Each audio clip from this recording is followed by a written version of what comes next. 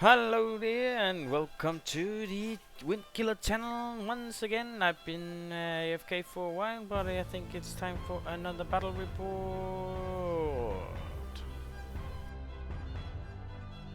Alright, so let's just jump right into it here, and these are the two lists. My opponent, a very nice guy from Italy, brought this Dark Elf list, or Dread Elf list, which I'll be honest, I don't know a whole lot about. It's about my third game against Dread Elf, so I didn't know a whole lot about him. I know they've been nerfed quite a bit in the last patch. So what he was bringing was a lot of infantry, a lot of almost entirely infantry, plus the trot 10 Dread Knights and 10 Warlock Acolytes and some chariots. But two big. Infantry list, two big infantry units, and a Pegasus, a warlock outcast on a Pegasus with witchcraft, and an officer with some kind of fighties items. My list here, I kind of gone away from the 5 unit list here to include more small units. Yeah, I think this just works better. At least it seems.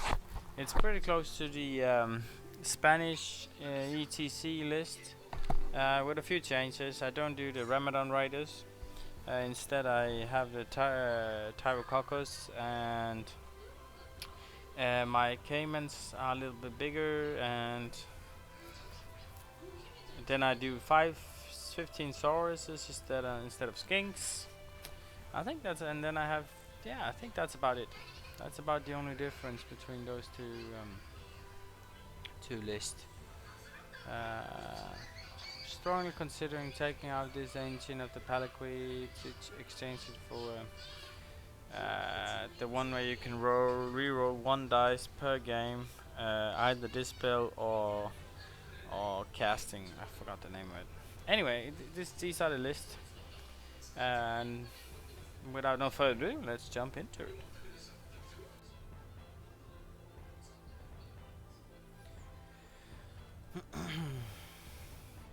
Okay, so this is the first turn here, so we roll for deployment, and it's marching column with the secure targets, I think it's called, where you have the 3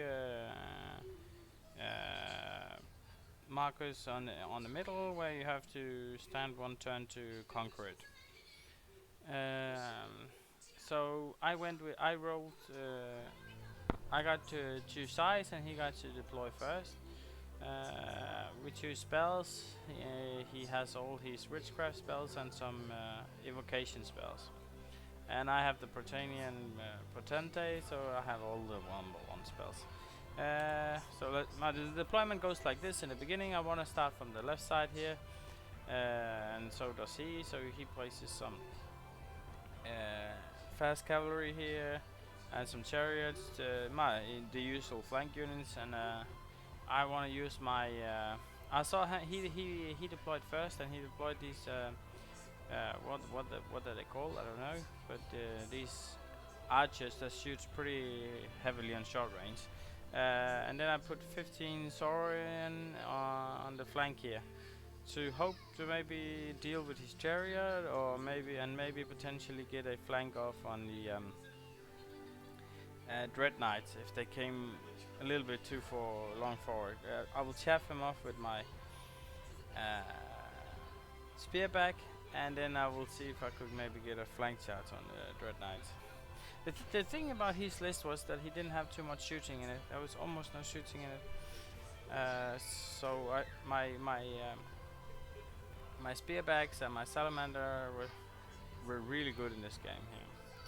So if we move on a little bit, he places his big unit of.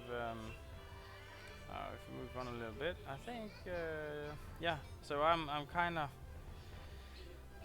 placing everything in the center here with some Caimans and Saurians on outside of the Cold Lord bubble. which I think was maybe a problem with this list here is it's pretty difficult to get everything in the bubble here. So you have to choose some sort of unit to be outside the bubble. So I went with the highest leadership here, which was the Saurian warriors. And then on the left side, why did I do that? I placed all my chaff over here because for some reason he placed the his obsidian guards down here on the flank. Uh, and he had no shooting, so I was kind of when I saw that I was thinking like maybe my two salamander they could probably take out his whole unit of obsidian guard alone. So that's why I placed them here, and I realized I would probably have to pass some panic test in order for it to work. But I decided it was worth the risk, and maybe next time a lesson I should probably learn is to make sure that my units are not within panic test of each other. That would be huge. And mine, the Temple Guards and the Saurian in the middle, combined with a Cayman units in between them to flank whatever that might come their way, and then the two Conococcus on the flanks to maybe hold off something. And then he takes the first turn, he just moves forward a lot. And I don't think a whole lot of things happens here. He just moves forward, he casts a spell, I can't even remember, it doesn't really do anything. So my turn, I basically think I just moved back with all my units. I moved them back 3 or 4 inches to get out of shot range everywhere, and then I moved forward with my Conococcus. I think that's why they fit really well into at least the way I like to play. It's because they tank really well. They can tank almost any unit here he have, and I can stay for at least one turn. I think I fucked it up, or whatever you like to call it here. This one should have maybe be placed a little bit more to the side, so I could have wheeled my Temple Guards around it and then maybe charge something if there were to be something charged instead.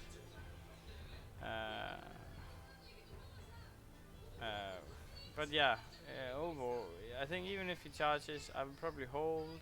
I'm steadfast on leadership 7 with reroll, and then I have some caimans that could come in maybe in the side or the front, whatever. And I think his spearman is like still 50, like decent. I think he needed a 7 to get in or something like. No, he actually only needed a 5. But anyway.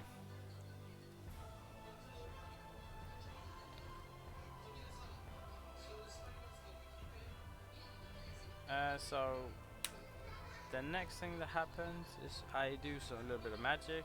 I fear that he might have wanted to try and charge my Saurian block with his warlock, acolyte warlocks. I have no idea how strong they were, so I was kind of fearing them because there was just like riders and warlocks and war save 4-5 plus. So I was kind of afraid of them, so I decided to buff my Saurian warriors.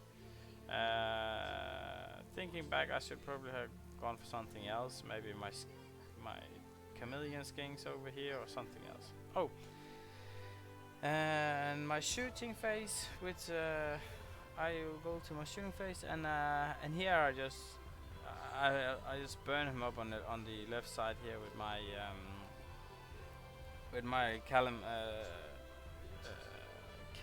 what are they called? Salamanders. They just go crazy, absolutely crazy. Not that crazy, but I think they kill like how many? 12 or something. 12 or something like that of his obsidian guards. He passes his panic test, but I chaffed him up with my chameleon skinks as well, so I will still get another round. Even if he charges, I will still get another round of burning with my salamanders next turn. The only thing I needed to do was pass the panic test from charging. And here I made the mistake that this should have been more than 6 inches, right? Yeah, I don't know if I had the movement for it, but that has to be a requirement because it's too expensive. I thought to lose these guys are nothing. Anyway, I was lucky and I passed my leadership test on the flank, and I proceeded to just keep on burning him there. The rest moves back, and then his turn 2, I think. His turn 2, yes.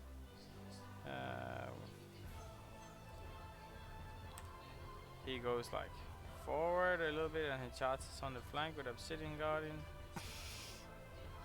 He moves forward a little bit and he I think he charges. No, he doesn't charge it. He just moves forward a little bit. Kills off my chameleon skinks. I managed to succeed my my panic test, and he do a little bit of magic. I'm not even sure what happens. His magic is not particularly strong. Oh right. So my first turn, I managed to shoot off 2 wounds from his. I got a fireball. I casted a fireball on him. My heritage spell and Quicksilver. That's the metal spell on him, and he took 2, and he also miscasted himself in the first turn. So he was being put on a lot of pressure already from turn 1. I'm not really sure how convinced I am about this character in general. He seems to die pretty easy. Only 3 wound, toughness 3, toughness 4 with a 4+ wall save. I'm not. I think like he was, and he cost 500 points. It felt like it was an easy target to aim for. Anyway, he survives and hides, which he don't need line of sight with any of his spells, so I guess it's fine just to have him there. And he trumbled down my chameleon skinks. They run. I passes my panic test, and then it's my turn. In my turn, my Chronococcus charges his Assyrian, whatever they call the guys with handbows. Just because I thought like if this guy's here would be here, then nothing could really threaten if my Temple Guard were to advance. Like here, it would be harder for him to pressure this flank here, because then I could flank him, at least threaten a counter charge with my Saurian warriors if he were to advance with these 2 units here, and so I could just quiet and easily do the one-on-one against his spearmen with my Temple Guards, which turns out that I don't win at all. If I don't get any help, his spearmen would just desecrate my Temple Guards, because why not? My Temple Guards is only like what 10 points more than every single character here, every single model, but whatever. And this flank here I was pretty nervous, because if you look at it, I think his flank is stronger than mine. It's way longer range than I have. So my plan was sort of for quite a while to if I can delete here. My plan was to move back, and when I couldn't move further back anymore, I would use this fence here.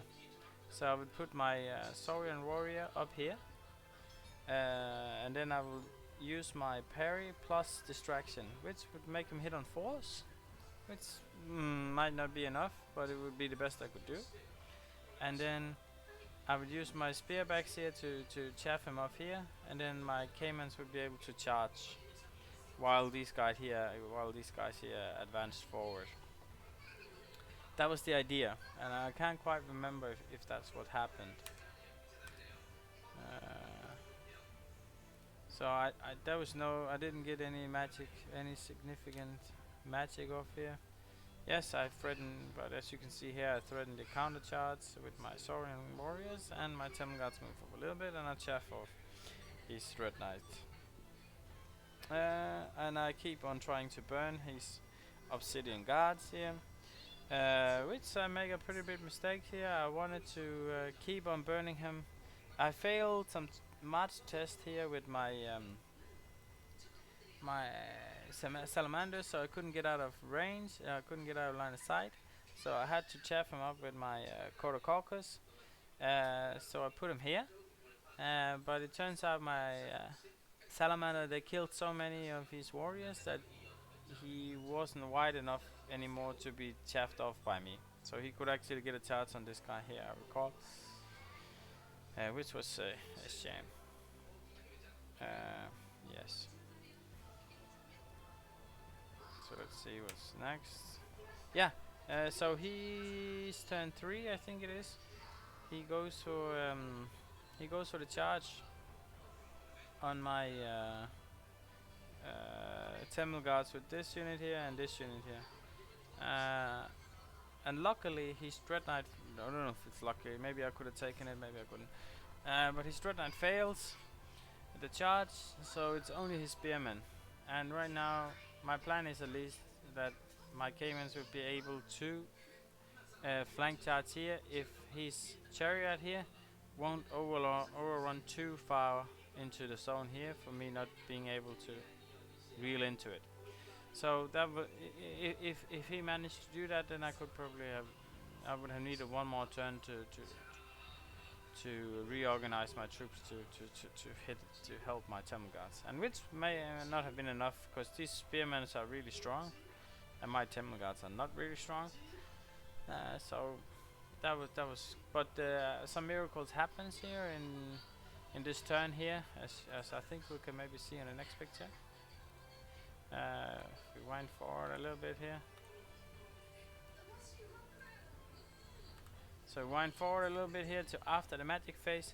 He gets the cosmology spell number 4 and the evocation number 4 spells in. I think it's the +1. He got +1 strength and +1 armor penetration, and then reroll to wound versus some naked Temple Guards. This does not look good. Right? He does what? He has a general in there who does maybe on average like 3 wounds, and then he have 21 attacks from the unit, which they hit on 2s. No, they hit on 3s, but they get reroll to hit. So it's 20 hit with reroll to hit, and they wound hit on 3. So it's what? It's 14, like it's like 17 hits or something like that, 17 or 18, and then he wounds on 3s.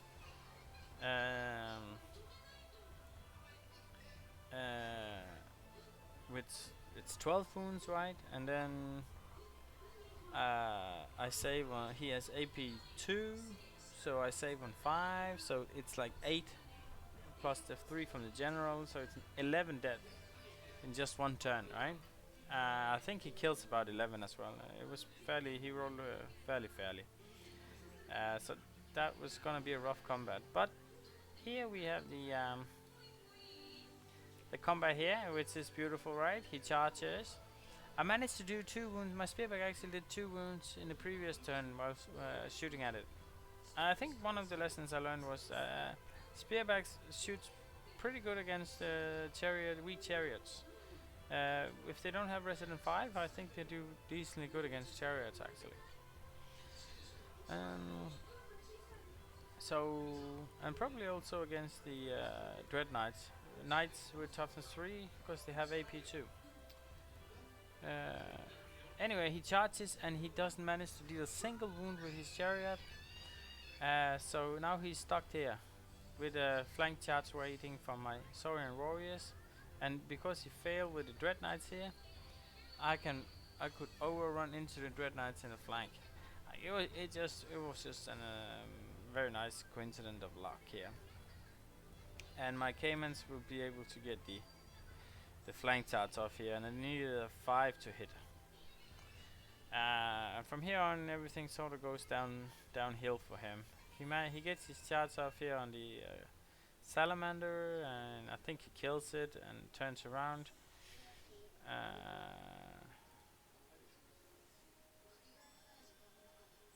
And as I mentioned, I lose, like, as you can see here, I lost like 11 Temple Guards, and I killed maybe something about the same number, and I'm steadfast and I stay. I'm stubborn and I stay. So on my turn here, as you can see here, I have a few charges. My Chronococcus here on the left side tried to charge his acolytes down here, and he needs a 9. He fails. Because if I could lock them down here, right, I could next turn I could charge with my Saurian warriors while this Chronococtus blocked the line for his chariot. So I thought that could be good. I moved these caimans up so they could potentially start flanking this unit here, and this guy's charges here, and these guys charged here. And I think from here on the game looks pretty over, right? Because I managed to get in the flank here, and I managed to get on the flank in his spearman's unit here, and the flank on the dread knight's unit here, and I have parry here, so I'm gonna win this combat. And I managed to, that's what I managed to, and then I rode really good on magic this turn, so I got Know Thy Enemy with the regeneration, and I got the Oaken Throne. So now I'm suddenly 4+ regeneration. So now things might look, and I hit on 3s.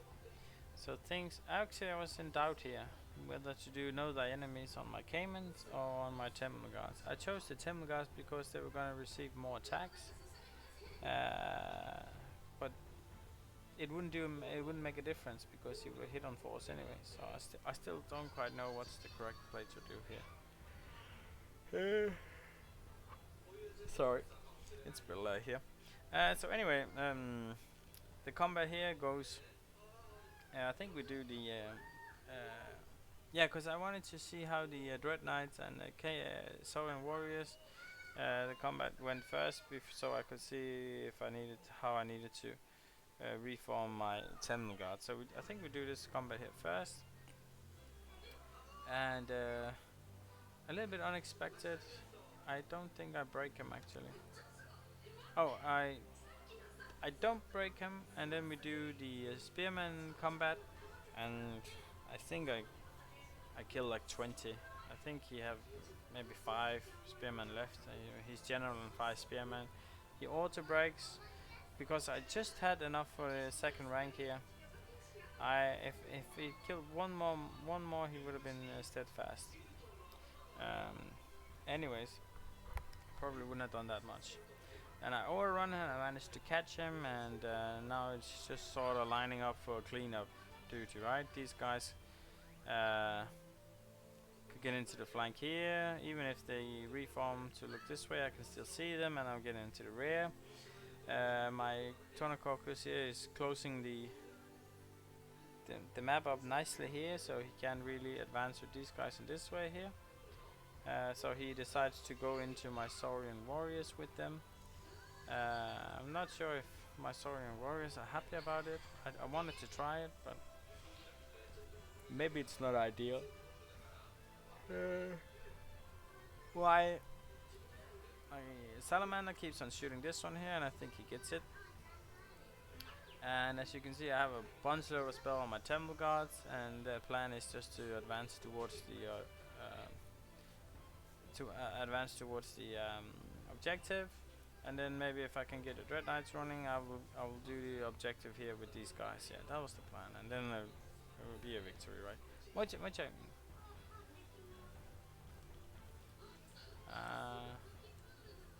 Let's see what's happened next. He charges, and he have me sweating here a little bit. I think he do pretty okay in this combat here. He gets some spells off, +1 strength, +1 armor penetration, so he's strength 5 with armor penetration 2. So my Saurian warriors only have 5 saves, no regeneration or anything, so they're a little bit troubled. And I'm kind of conflicted, because the more I play, I feel the more I miss having Crocodile Skin. Crocodile Skin is pretty good in combat, I must say. And maybe even combined with parry weapons, they become pretty decent in combat. Anyway, I think he kills a few guys, but I managed to stay because my slan is within 12, and I passes my panic test. Yeah, he kills like what, 15 or something like that. Combined shots with his chariot. Kills, yeah, around 15. But here everything just starts to look really dire for him. I get the Caymans into the flank here. And I get the Cornucoctus into the rear. Now the flank. I get my Caymans into the flank rear and the Cornucoctus both sides and on the flank. And my Caymans here do the objective, and these are also coming for the objective. So I won't talk more about the game here. I think it ends in a 20-0 here. Overall, and overall a good game, I think. If we try and go back to so I have actually played quite a few games, not quite a few games, but like 5 games or 6 games. So before since my last battle report. And I have lost almost all of them pretty neatly. Like maybe not 20-0, but close to 20-0, 16-4, 16-4, and almost every single game out of in my last 5, maybe even 6 games. And I've been playing something that runs around that seems like this list here. I tried the Saurian Warlord instead of 5 Caymans. I tried instead of 5 Caymans and 2 units of Chameleon Skinks. I tried a BSB Veteran instead of 5 Caymans, and then I have a big unit of Caymans on 8 instead. But all kind of similar style to this one here, and I tried the Jaguar on my Saurians instead of the Epiphania as I have now. And I think if I have to choose between one of those two, I think movement speed is better than fear. Anyways, what I really because my original list, as some might know, had 5 big blocks in it, right? And I found that I was being chaffed up a lot. So I wanted to improve that, and then I included 2 salamanders and 1 spearhead. And I must say that these salamanders are just, they do exactly what this list need to be helped with.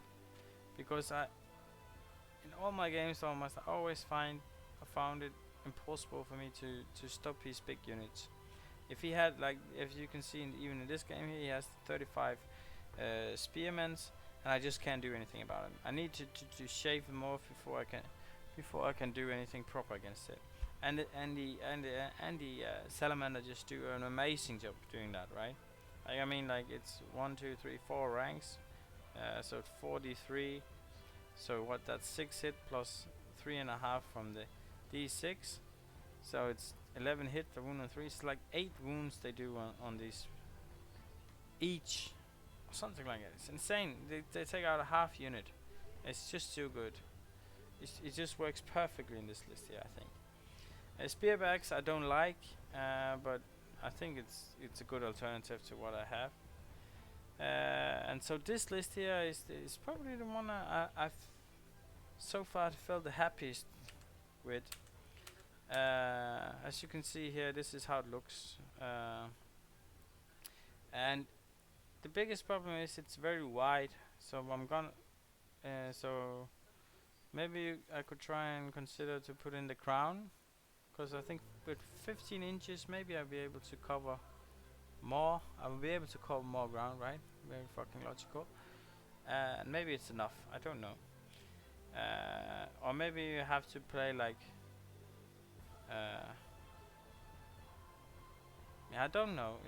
It's the leadership bubble is difficult, because I think at least I realized that these 2 salamanders, they also work terrifically on the flank, even against big monsters, or they still do D6 24 wounds.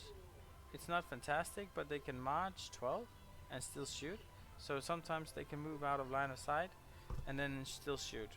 And combined with Chameleon Skinks, the Chameleon Skink can chaff off, and then they can stand behind and still shoot.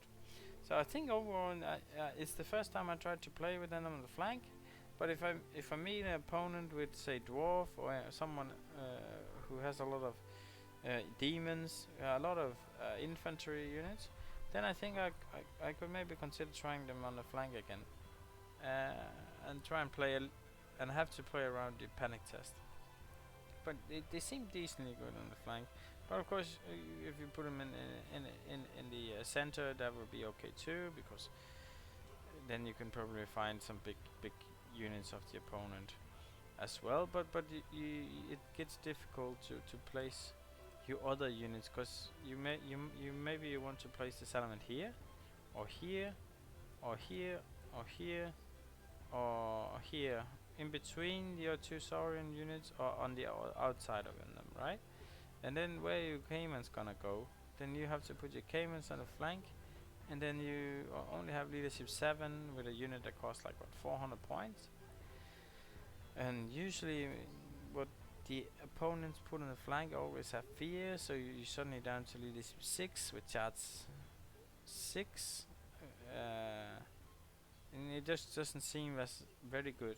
So I think the salamander is a good candidate, at least a good candidate to be put on the flank. Yeah. And one thing I talked with a guy who enjoys playing Lizardman. I think he's pretty good, and he's very vocal about placing this front line like this, having these 3 units in here, and then aim to have a flank unit that can be flanked. So like say exploit impossible terrain, so you put like a co-coctus here and have it face this way here, so you can flank it, and then like you can charge something, or place it behind a hill here, and then have it come around. Place if you see it from the top perspective, place it here, having it like standing vertically, and then it could charge something here or here.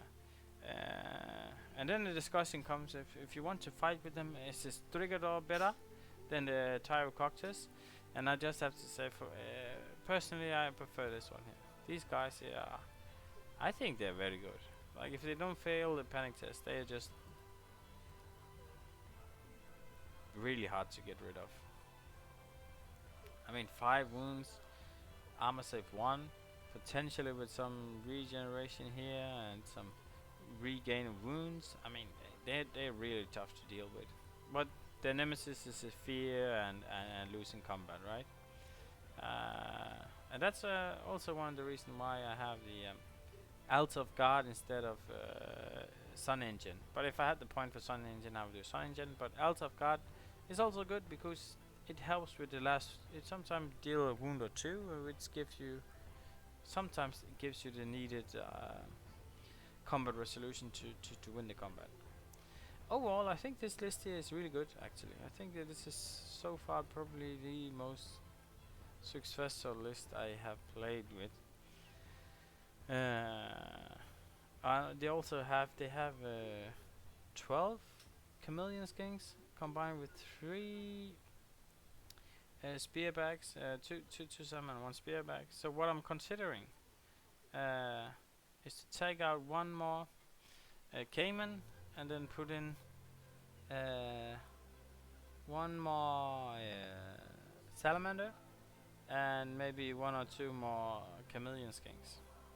I don't know if it's good, but I think it feels good. And lastly, am I happy about playing these 15 Saurian warriors? And I have to say, they have parry, and if they can find like a fence or something like this, then I think they are actually in a really good spot. Then they're pretty strong to deal with, and they can hold up a whole flank. If the opponent doesn't have stomp, then they can do a lot of work. So for now, I'm happy. I like them more than the skinks. Let me say it like that. The Saurian here, I'm also considering actually the Saurian here to do because they never hit first with spears anyway. So whatever the only thing the spears gives me is +1 armor penetration, and it just doesn't seem to cut it. So I'm thinking giving them hand weapon and shields, so they become a little bit more tanky. But I can't decide yet. For now, I'm playing. If I do that, I also get to play with 3 more of them. Uh, uh, or I can probably switch out to crocodile skins for free. So they will just exchange the spears for crocodile skins, so they just become a whole lot tankier. I think I will have to try that out as well. And after, despite my hatred towards temple guards, and I think they are way too expensive for what they can do, I must say they are kind of like the hammer of this army here. They hit real hard. Not particularly good armor penetration or high offensive skill or defensive skills, but they do what they're supposed to do. Not that good, but they do it. And this is the first time I have 2 times 5 caimans, and this time it worked really well. But I'm thinking maybe 4 would do the job as well. I don't know. Anyway, this. I won't talk anymore. Already talked too much. It's already late. As mentioned already, I played a lot of games before this one here, which I got totally destroyed and wrecked. So don't take this as I'm only trying to upload games where I win, because that's totally not the case. But it just happens to be the latest game I played. And I was just in the mood for making a battle report. I'm gonna be joining a tournament, a Danish tournament, online, and I'm gonna be joining the Fading Flames, which is gonna be starting really soon as well. And I'm also in the Cribble Wars as well. So I have right now I'm signed up for 3 tournaments. So I'm looking really forward to that. I think I'm gonna be trying out this list in all 3 of them, with maybe modifications. Maybe this in one of the tournaments I will try with the crocodile skin and no spears, and one of them I will try with spears and crocodile skins and only 4 caimans. Yeah. A few moderations here, but not particular. This is gonna be the main list here. I think it's probably the best they can do, the Cayman engine, and hopefully we get the new book soon. Hopefully. Anyways, peace out to all the people out there, and I hope you will give me a like for the